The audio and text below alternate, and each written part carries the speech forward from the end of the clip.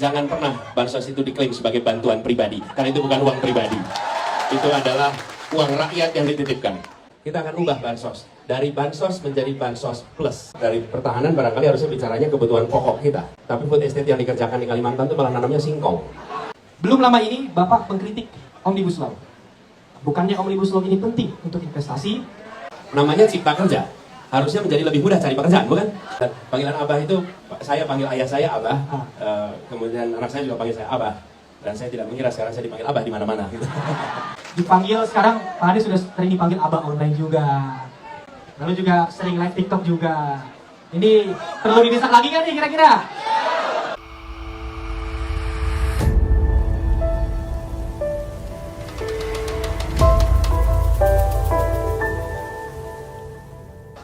Akhir-akhir ini ada video beredar yang menyatakan bahwa bansos atau bantuan sosial dan BLT dari negara diklaim atas nama pribadi untuk kepentingan politik.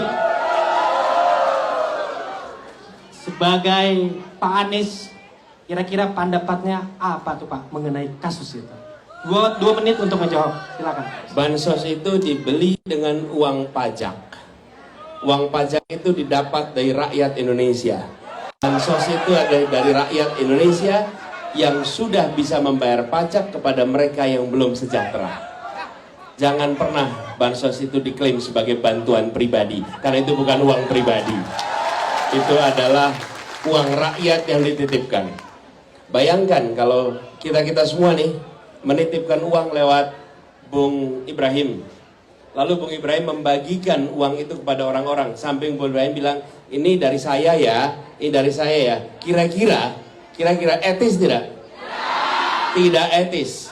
Tidak etis. Dan itu salah. Karena itulah kita harus luruskan. Bansos itu adalah uang negara dari pajak rakyat, bukan dari satu orang. Dan itu adalah untuk menghidupi saudara-saudara kita yang belum mampu. Karena itu menurut saya ini harus diluruskan, dan kami mau tegaskan ke depan memang akan perubahan pada bansos itu. Kita akan ubah bansos dari bansos menjadi bansos plus. Dari apa? Bansos jadi bansos plus. Bansos plus. Ditambahkan kemudian ada pembekalan supaya punya pelatihan, dan ada fasilitas-fasilitas untuk bisa dimanfaatkan bagi kegiatan-kegiatan penunjang lainnya, gitu kira-kira ya. Oke, siap, pas waktunya untuk menjawab. Oke, jadi Pak Anies ini bisa menjawab pertanyaan dengan durasi yang ditentukan, dan terbukti dari debat-debat yang sudah dilewati oleh beliau tepat waktu dan disiplin atas waktunya. Oke, kita lanjutkan ke pertanyaan selanjutnya. Pak Anies, Pak Presiden pernah bilang kalau pertahanan itu bukan cuma mengurusi alutsista, tapi juga ketahanan pangan. Dan ini tadi sudah Pak Anies singgung sedikit. Makanya proyek food estate ini dikelola oleh kementerian, salah satu kementerian. Dan menurut Pak Anies, pengelolaan saat ini kira-kira udah tepat belum untuk food estate? Waktu 2 menit ya, untuk menjawab. Kalau itu bagian dari pertahanan, barangkali harusnya bicaranya kebutuhan pokok kita. Tapi food estate yang dikerjakan di Kalimantan itu malah nanamnya singkong. Di sini orientasinya bukan semata-mata mengisi kebutuhan pangan kita, tapi juga memastikan bahwa jutaan orang yang bekerja di sektor pertanian yang berjasa. Selanjutnya Pak Anies, pertanyaan yang ketiga di segmen kedua. Wakil Presiden Ma'ruf Amin membuat pernyataan bahwa Wakil Presiden selanjutnya bukan jadi ban serep dan jangan rasa presiden. Gimana respon apa Anies mengenai hal itu? Waktu 2 menit untuk menjawab ada di sebelah sudut kanan. Durasinya. Ini maksudnya apa ini? Mau diulangi Pak Anies? Gini, ini kebetulan tadi di perjalanan saya juga baca buku ini. Gerakan Koperasi dan Perekonomian Rakyat. Oleh siapa? Bung Hatta. Apa yang menarik Bung Hatta? Bung Hatta ini kembali dari sekolah di luar negeri kalau nggak salah tahun 32. Ketika pulang di sini dia bawa berkoli-koli buku. Dan dia pulang sebagai anak muda yang sangat kompeten. anak muda yang memiliki idealisme, punya wawasan, punya semangat juang, sehingga ketika kemudian Bung Hatta dan Bung Karno dipercayai menjadi pasangan presiden dan wakil presiden, maka seluruh bangsa Indonesia menengok kepada mereka berdua dengan kepala tegak. Dua-duanya orang-orang yang patut kita banggakan. Dua-duanya orang yang saling mengisi, setara, pengalamannya setara, wawasannya, idealismenya, dan teruji. Bung Hatta itu doktorandus di saat 95% penduduk buta huruf. Apa susahnya bagi dia untuk bekerja pada perusahaan Belanda? Dia kaya raya kalau dia mau kerja pada perusahaan Belanda. Dan dia milih itu. Dia memilih untuk berjuang bagi kemerdekaan. Jadi, saya berikan contoh. Dan contoh kedua, misalnya hari ini, kita punya mantan wakil presiden, Yusuf Kalla. Yang kebetulan asisten dosennya Bung Hatta. Ketika Bung Hatta menjadi dosen di Unhas, asistennya itu namanya Yusuf Kalla. Dan Yusuf Kalla ketika jadi wapres, dia menjadi wapres yang betul-betul setara dengan presiden. Dia betul bisa melakukan begitu banyak hal. Lebih cepat, lebih baik. Ingat gak prinsip itu? Kemudian dia bisa membantu dalam pengelolaan ekonomi, dalam perdamaian. Jadi pasangan itu setara. Jadi kami meyakini itu.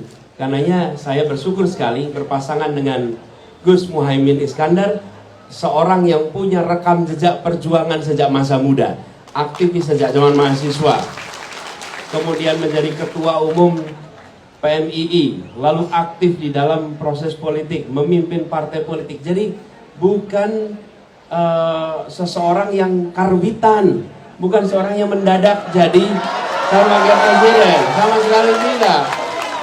Tidak. Jadi ya kalau dia buah gitu, kalau dia buah yang matang di pohon. Dan buah belimbing yang makan di pohon tuh enak rasanya.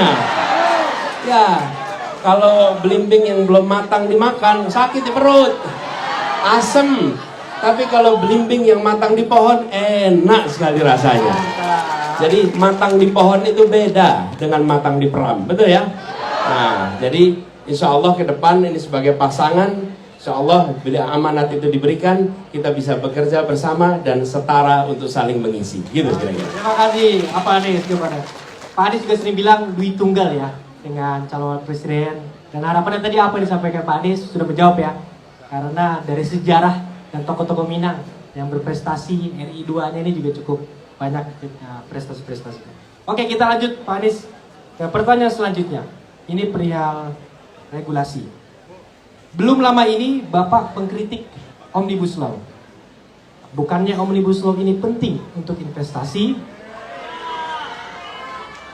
Bapak kan biasanya kritik terus nih Pak.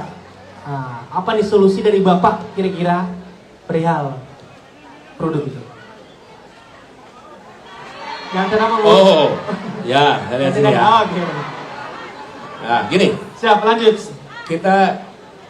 Kita ingin agar setiap regulasi itu disusun dengan melibatkan stakeholder dan pembahasan yang lengkap, bukan pembahasan yang separuh-separuh. Satu. Terus yang kedua, undang-undang itu harus menghasilkan rasa keadilan. Jangan sampai ada justru pihak yang dirugikan. Dan yang ketiga, tidak kalah penting, dia harus berdampak. Kira-kira nih, sesudah ditetapkan Undang-Undang Cipta Kerja sampai sekarang, apakah lebih mudah cari pekerjaan? Namanya cipta kerja, harusnya menjadi lebih mudah cari pekerjaan, bukan? Artinya ada hal-hal lain yang harus kita koreksi di situ. Jadi kami ingin agar kemudahan itu bukan hanya di sektor yang besar, tapi juga yang kecil. Saya kemarin sampaikan ketika ketemu para nelayan. Para nelayan itu urusan perizinannya sulit sekali. Mengapa kita kepada yang usaha besar kita buat kemudahan, tapi yang usaha kecil dan mikro tidak kita buat kemudahan? Kita akan lakukan perubahan. Kita akan besarkan yang kecil tanpa mengecilkan yang besar. Menguatkan yang lemah tanpa melemahkan yang kuat. Tapi yang lemah ini, jadi kami justru ingin mendorong agar ada regulasi yang membuat yang kecil-kecil ini bisa tumbuh berkembang dengan baik. Masih ada 30 detik, saya tambahin dikit. Jadi Kita ingin agar regulasi itu membuat sektor-sektor informal, non-formal yang selama ini kesulitan untuk perizinan, kesulitan untuk permodalan dipermudah sehingga yang kecil bisa tumbuh berkembang dengan baik. Terima kasih. Terima kasih Pak Anies. Oke, berarti mengikuti proses dialog publik dan juga tentunya tadi dengan beberapa kata-kata dari Pak Anies yang sudah disampaikan. Oke, Pak Anies, kita lanjutkan ke pertanyaan terakhir di segmen kedua. Ini agak santai sedikit pertanyaannya mungkin, karena pertanyaannya dari media sosial. Gara-gara apa Anies main TikTok, banyak nih yang curhat kangen punya figur ayah. Nah, itu bagaimana pandangan Pak Anies terkait peran ayah dalam keluarga? Ya. Pak Anies. Ya, panggilan abah itu saya panggil ayah saya abah, kemudian anak saya juga panggil saya abah, dan saya tidak mengira sekarang saya dipanggil abah di mana-mana gitu. Abah online? Ya, abah online. Nah, gini, ayah dan ibu punya peran yang besar dalam pendidikan anak. Dan dalam keluarga keduanya memiliki peran untuk mendidik. Jadi saya pun sebagai ayah itu melakukan tugas yang mungkin banyak orang yang tidak membayangkan. Ketika anak-anak kami masih kecil, saya juga menggantikan popok, saya juga menyuapi, saya juga memandikan. Jadi bahkan sekarang saya berani balapan ganti popok dengan anak-anak itu. Ganti diapers ya kalau sekarang. Ganti diapers karena ya itulah hal yang kita kerjakan bersama-sama. Jadi saling membagi tugas. Nah, kemudian ketika anak-anak juga ke sekolah, maka ayah juga ikut hadir. Kalau ada undangan dari sekolah, usahakan bapak dan ibu ikut datang. Saya pun begitu. Kalau ada sekolah mengundang orang tua datang, saya usahakan untuk datang. Harus diakui, lebih banyak istri yang datang. Tapi ketika memungkinkan, saya akan datang. Dan boleh dicek ke sekolah anak-anak itu. Kalau memungkinkan, saya akan datang. Saya akan ketemu wali kelasnya, saya akan ketemu gurunya, supaya gurunya juga merasa ini bapaknya pun ikut memikirkan, bapaknya pun ikut menitipkan anaknya ke sekolah. Kenapa ini dikerjakan? Pendidik terpenting dan pendidik pertama adalah orang tua. Itulah pendidik terpenting dan pertama. Dan orang tua itu artinya ibu dan ayah. Dan harus diakui porsinya paling besar adalah ibu. Itu tidak bisa dihilangkan. Porsi terbesar karena ibu itu sudah mulai mendidik ketika si anak itu dalam kandungan. Jadi si bayi masih dalam kandungan, ibunya udah mendidik. Bapaknya pun ikut kontribusi itu di situ. Tapi sebagai sebuah proses, ayah dan ibu harus mengerjakan sama-sama. Jadi saya merasa ini adalah tanggung jawab kita semua sebagai bapak-bapak untuk ikut memastikan bahwa terlibat dalam pendidikan anak. Gitu ya. Oke, terima kasih Pak Anies. Tepuk tangan untuk Pak Anies Baswedan. Dipanggil sekarang Pak Anies sudah sering dipanggil abah online juga, lalu juga sering live TikTok juga. Ini perlu didesak lagi kan nih kira-kira? Perlu didesak lagi udah Uni?